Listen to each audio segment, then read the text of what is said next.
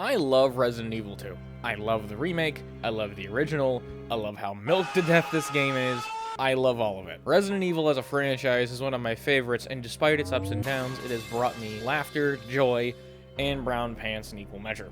But Resident Evil 2 Remake in particular has a strong place in my heart and is in my top 5 games of all time. Back in January of 2019, I was a lowly high school junior experiencing all of the stuff that comes along with it.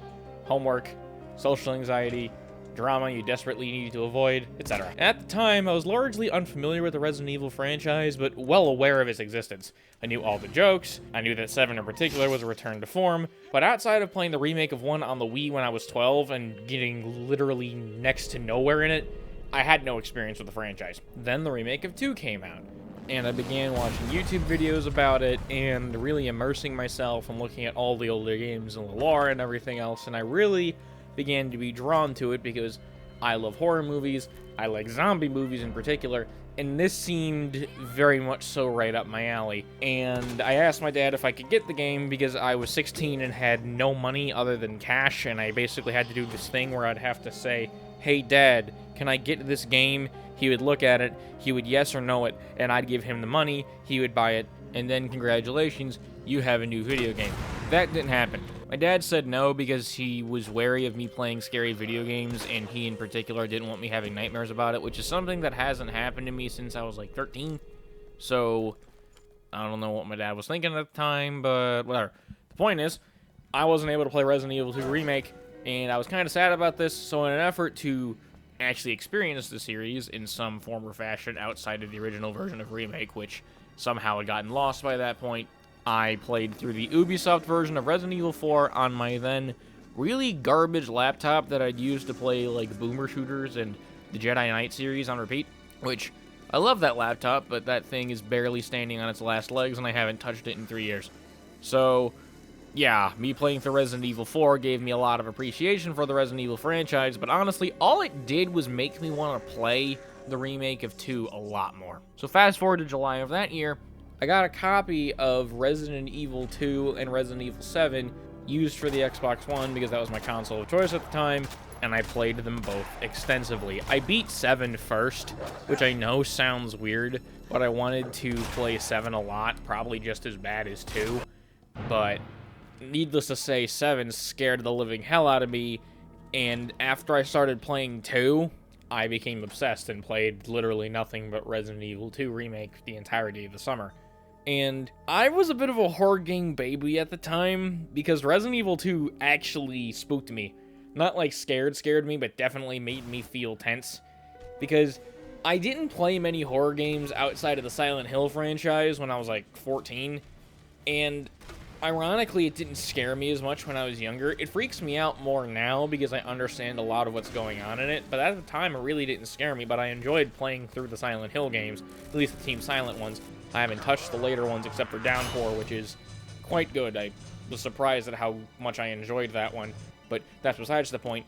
Resident Evil 2 in particular just grabbed me, and I don't know if it's the 80s zombie movie plot or the cheesiness of all of it, but I love it to death, and I've replayed it countless times. The environmental design is absolutely stellar, as it gives a lot of context to the police station's layout and leans into the weirdness rather than just letting it all hang out and expecting you not to care because it's a video game like the original. Mr. X is amazing.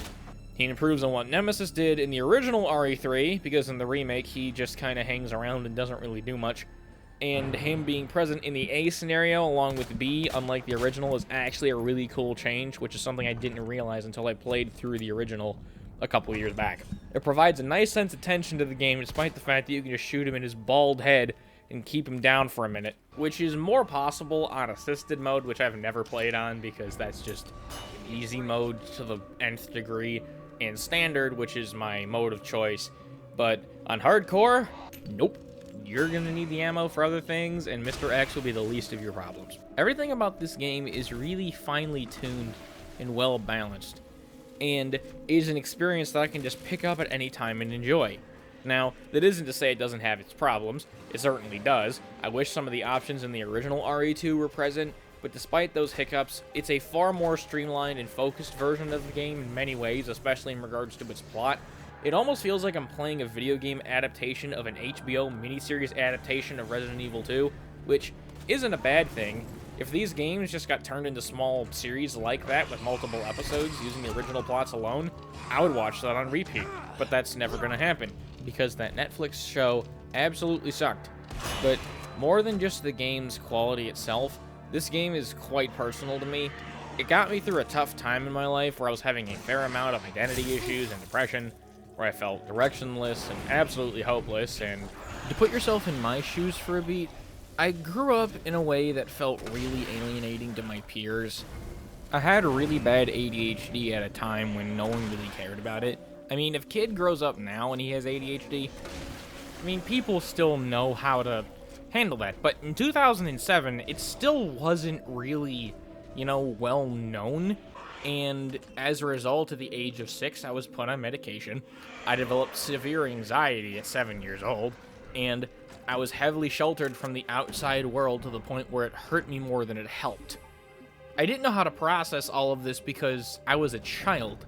No child knows how to do that, least of all me, who already had a bunch of other problems. And as a result, my social growth was stunted, and I was a few years behind my peers. In my junior year, the first semester of my junior year, I took a communications class that basically gave me about 3 years of social maturity and a severe wake-up call in regards to what was going on with me. And I basically had 3 to 4 years of self-actualization and maturity growth in the span of about 7 months. And you're probably wondering, Sam, what the fuck are you talking about and why does this matter? Well, when that emotional pain train started, that's when I started paying attention to Resident Evil 2 Remake. Watching videos about it, along with playing through RE4, really helped me a lot and allowed me to focus and compartmentalize. And combined with the fact that I was exercising and trying to better myself as well, doing all of these things kind of created a powder keg where I was actually able to grow. I was able to deal with my problems. I was able to not necessarily avoid them, but relax from the stresses that I was experiencing in everyday life. And Resident Evil 2 Remake just happened to be the game that I was focusing on at the time that allowed me to do that. Now, all of that mental garbage ended about October of 2019, where I finally adjusted and started to even out to what I was dealing with, which is basically equivalent to growing pains, but it was still just a lot all at once. But the worst part of it was the summer of 2019, and that was right when I started playing Resident Evil 2. And that is why I say that this helped me a lot. It gave me an opportunity to relax. Well, as relaxed as you can be in a horror game, but honestly, it gave me something to focus on. And that's part of the reason why I love it so much. Not only does it remind me of where I came from, it's just a fun game.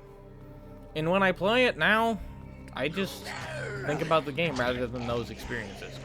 But those experiences are the main reason why I love it so much, despite the fact that it's a good game, and honestly, I really enjoy it. Thank you very much for watching, and take care.